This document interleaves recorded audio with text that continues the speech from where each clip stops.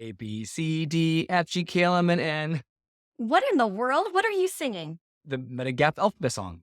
Please not. Are you overwhelmed by Kai's singing? I mean, with this confusing chart that Medicare designed? In today's video, we will detail each plan along with this confusing left column, parts A and B deductible, coinsurance, and excess charges. Our goal by the end of this video is to make you sing the Medigap alphabet song with us. No, I'm just kidding. That was the worst song ever. Hi, I'm Kai. And I'm Anne, with Gracie, our retirement puppy.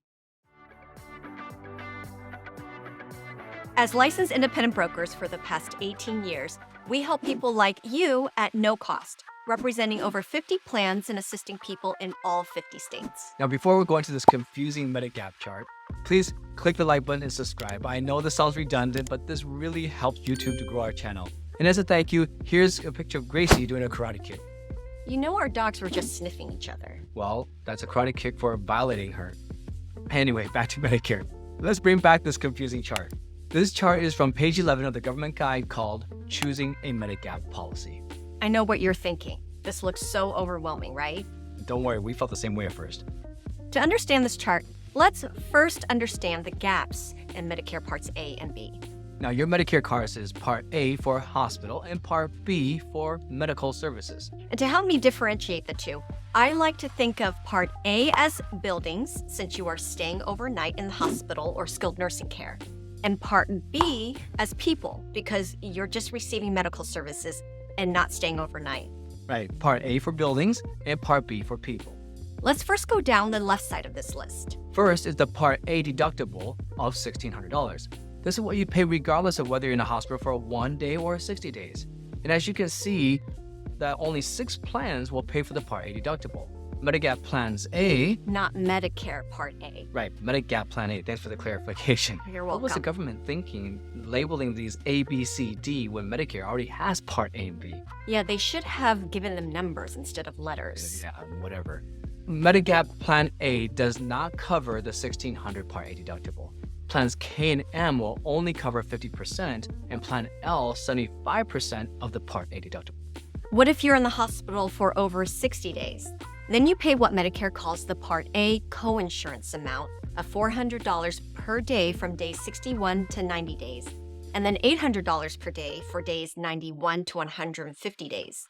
The final 60 days are reserve days that can be used during your lifetime. Don't worry about memorizing all of this, because all the plans A through N, will pay 100% of those extra hospital stays up to an additional 365 days. Right, and most people don't stay in the hospital for more than 4 to 5 days anyway. Exactly, that's true. Now, remember Part A as buildings. So, besides hospitals, Part A also covers skilled nursing facility care. This is not long-term care facilities like custodial care or assisted living care. You can think of skilled nursing care as rehab care. The first 20 days are at no cost to you. Days 21 to day 100 have a coinsurance amount of $200 a day. 6 plans cover these extra 21 to 100 days. Medigap Plans A and B, Again, not Parts A and B. right, Medigap Plans A and B will not cover this coinsurance at all. Plans K will pay 50% and L will pay 75%.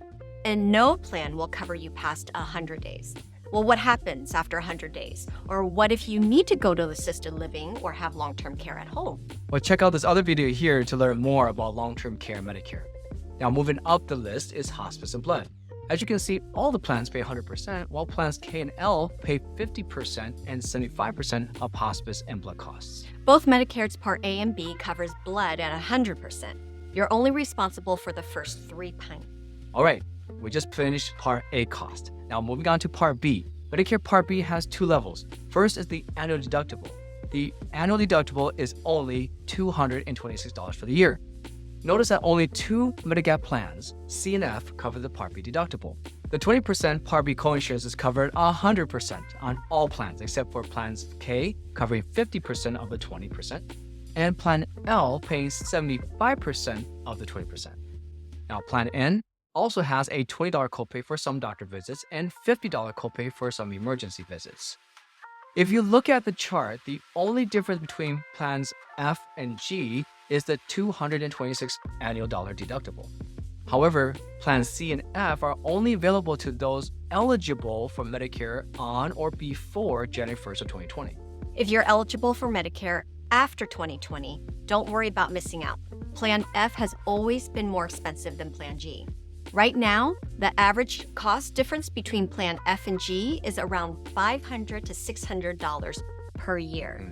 Plan F is technically considered the best plan. It's a no-brainer that Plan G is the best value. And for the last 18 years, we rarely recommended Plan F unless that's what the clients wanted. Yeah. And you can also think of Plan F as having faster rate increases, while Plan G is more grounded with fewer rate increases.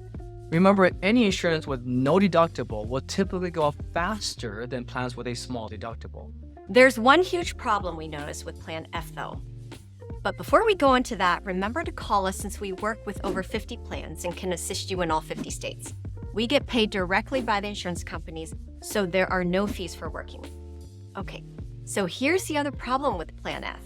Plan F rates are going up faster than in previous years since the pool of younger, healthier people going into Plan F is shrinking. So if you or someone you know currently has a Plan F, call us and we will compare Plan G to see if switching will save you money. You might be able to save around $400 to $600 per year. Our goal is to be completely transparent with you so that you don't end up looking like this guy. Now let's discuss the final two roles, starting with foreign travel emergency care. Foreign travel emergency care begins during the first 60 days of your trip and pays 80% of the billed charges for certain medically necessary emergency care outside the US. After, you meet a deductible of $250 for the year with a lifetime maximum of $50,000. Now, only 6 plans here cover this. Lastly is a Part B excess charge. Part B excess is allowed when a doctor does not take Medicare assignment and charges up to 15% in excess to Medicare's negotiated rate. A few states that do not allow Medicare excess charges are listed here. But both Plan F and G cover excess charges 100%. No other plans cover the Part B excess charges. So by switching from a Plan F to a G, you're not losing any other coverage. However, keep in mind that Plan N does not cover any Part B excess charges at all. So some say Plan N is the best overall value since the premium difference in most states is around $240 to $360 per year. Well, we made another video here where we will show you that finding the best Medicare supplement plan doesn't mean choosing a plan that has the best coverage, but you also need to know the rules of upgrading your plan and learn the 3 methods on how the companies will raise your rates. Yes, if you want the best overall value that you can afford for many years to come, click on this video here. In the meantime, which plan are you leaning towards or already have? Please leave your comments below.